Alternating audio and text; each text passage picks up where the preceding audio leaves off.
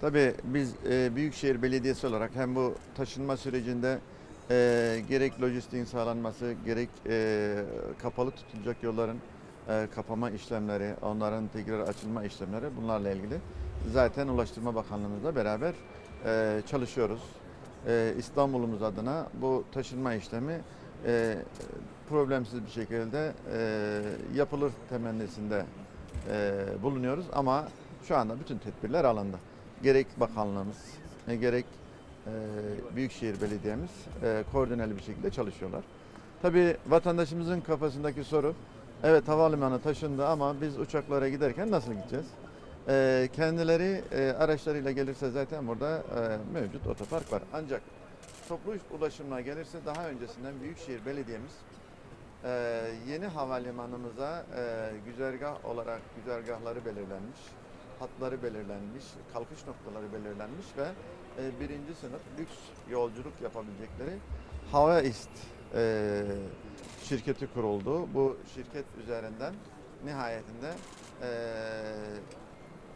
İstanbul Büyükşehir Belediye'mizin iştiraki olan Otobüs AŞ şirketimizin de içerisinde olduğu bir sistemle vatandaşımız sıkıntı yaşamadan buraya ulaşabilecek. 29 Ekim'den bu yana bu yolcu taşıma sistemimiz devam ediyor. Günlük 5 hattan bugüne kadar taşınan yolcu sayısı da 115 bin civarında.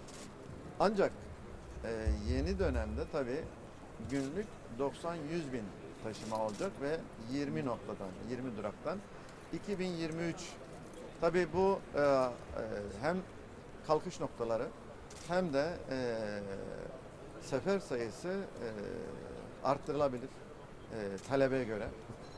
15 dakikayla 40 dakika arasında kalkış noktalarından hareket edilecek. İnanıyoruz ki günlük 90 bin, 100 bin kapasiteyle çalışacakları için bir problem yaşamadan sıkıntı çözülmüş olacak. Bu konuda ayrıca bu süreç içerisinde İETT'mizin 3 ayrı hattan çalışması var. Atatürk Havalimanı'ndan direkt zaten buraya 15 gün süreyle ücretsiz taşıması var. Bir de bizim İETT'mizin 3 ayrı hattan buraya seferleri olacak. Bu şekilde vatandaşımızın ya bu bilgileri daha ayrıntılı bir şekilde nasıl yapabiliriz dedikleri zaman Havaist'in mobil uygulamasından takip edebilirler. Bir müddet sonra zaten şu anda o henüz olmamakla birlikte bilet alımları orada koltuk satın almaları yine online sistem üzerinden de cep telefonu üzerinden de yapılabilecek. Ama bugün itibariyle İstanbul'dan vatandaşlarımız mobil uygulama üzerinden, web sayfasından, internet üzerinden kalkış saatleri, kalkış noktaları, varış noktaları, ücretlendirmeleri her şeyi oradan takip edebilirler. Bir sıkıntı yaşamadan İstanbulluları 3. Havalimanımıza, İstanbul Havalimanımıza ulaştırmayı planladık. O konuda İstanbullularımızın sıkıntı yaşamayacağını ümit ediyoruz. Efendim taşınma zamanı özellikle yabancılar da bilmiyorlar bunu. Atatürk Havalimanı'nda bir karışıklık yaşanacağı söyleniyor. Oradan buraya ring seferleri olacak mı belediyenin? Oradan buraya zaten 15 gün boyunca belediyemiz İETT olarak direkt ücretsiz buraya taşıma olacak. Yani Atatürk Havalimanı'na yanlışlıkla gelen birisi oradan rahatlıkla İETT araçlarımızla buraya gelebilecek. Bu taşınma esnasındaki bir hadise. Tabii biz hem bu Ücretsiz mi olacak efendim? bu geçici süreyle yanlışlıkla gelenler adına yapılmış bir şey olduğu için ücretsiz olacak. Ancak daha sonraki süreçlerde İETT'mizin 3 hattan, 3 noktadan Havaist'imizin 20 ayrı noktadan buraya seferler olacak. O konuda yani bu tabi yabancılara duyuru vesaire Ulaştırma Bakanlığımızın yine bu havalimanı işletmemizin onların takibinde olan bir konu. Onların duyurusu vesaire onlar bir şekilde yapacaktır.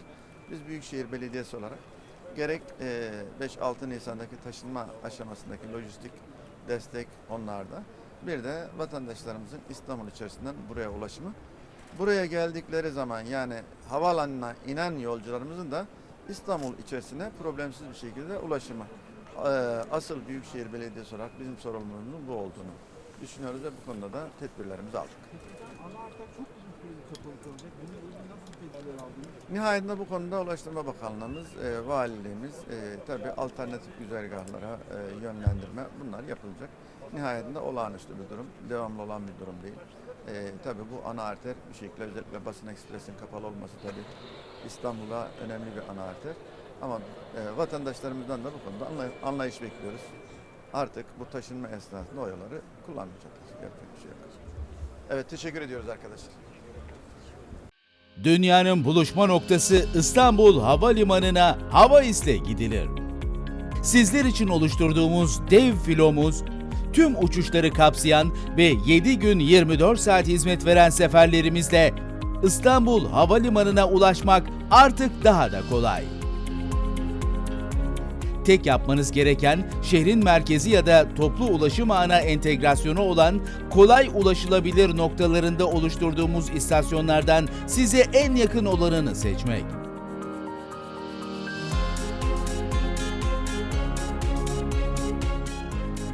Yolculuğunuza Havais istasyonlarımızdan İstanbul kartınızı kullanarak başlayabilir,